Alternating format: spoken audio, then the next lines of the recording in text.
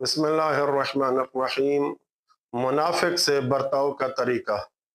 ایک شخص نے سوال کیا کہ کیا رسول اکرم صلی اللہ علیہ وآلہ وسلم کے زمانے میں منافق سے کوئی مخصوص طرز عمل اختیار کیا جاتا تھا، اور آج کے دور میں بھی منافق کے ساتھ اسلامی طریقے کے مطابق مثلا شادی جنازے میں شرکت مسلمانوں کی طرح ہی برتاؤ کرنا چاہیے، یا جس کا نفاق ثابت ہو جائے اس کا بائیکاٹ کیا جانا ضروری ہے؟ جواب میں اسئلۃ العقائدیہ کے گروپ میں موجود علماء کرام نے اس طرح دیا اور فرماتے ہیں کہ رسول خدا صلی اللہ علیہ وآلہ وسلم سے روایت ہے، کتاب کا نام قرب الاسناد للحمیری جلد نمبر 1 صفحہ 28 میں فرماتے ہیں کہ للمنافق ثلاث علامات اذا حدث کذب واذا وعد اخلف واذا اؤتمن خان۔ منافق کی 3 نشانیاں ہیں۔ پہلی یہ کہ جب بات کرے گا تو جھوٹ بولے گا، جب وعدہ کرے تو خلاف ورزی کرے گا، تیسری یہ کہ جب اس کے پاس امانت رکھی جائے تو خیانت کرے گا۔ پس اگر کوئی شخص ان صفات یا کسی اور طریقے سے منافق ثابت ہو جائے تو اس سے اجتناب اور عدم رفاقت مناسب ہے، کیونکہ جھوٹے سے دوستی کرنے سے منع کیا گیا ہے۔ امام زین العابدین علیہ السلام کتاب الکافی جلد نمبر 2 صفحہ 376 میں فرماتے ہیں کہ ایاک ومصاحبۃ الکذاب فإنہ بمنزلۃ السراب یقرب لک البعید ویباعد لک القریب۔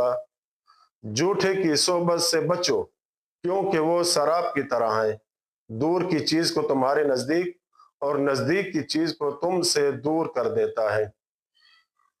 اور چونکہ منافق سے برائی سرزد ہونے کا امکان ہوتا ہے، اس لیے اسے برائی سے روکنا اس کی سرکوبی کا باعث ہوتا ہے۔ کتاب الکافی جلد 2 صفحہ 51 میں امیر المومنین امام علی علیہ السلام فرماتے ہیں والجہاد علی 4 شعب۔ جہاد کی 4 شاخیں ہیں، ان میں ایک یہ کہ جو برائی سے روکتا ہے وہ منافق کی ناک رگڑ دیتا ہے اور اس کے شر سے محفوظ ہو جاتا ہے۔ منافق سے دور رہنا اس بات سے مانع نہیں کہ اس سے حکمت حاصل نہ کی جائے۔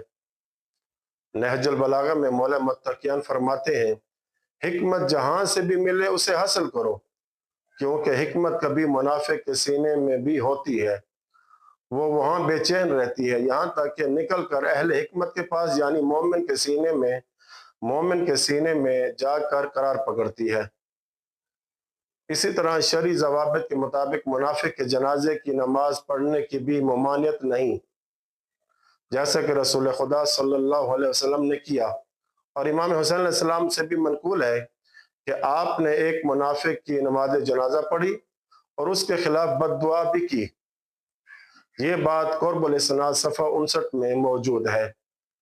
ہاں بعض اوقات مومن کو تعلیم، سفر یا کسی ضرورت کے تحت منافق کی رفاقت اختیار کرنی پڑتی ہے۔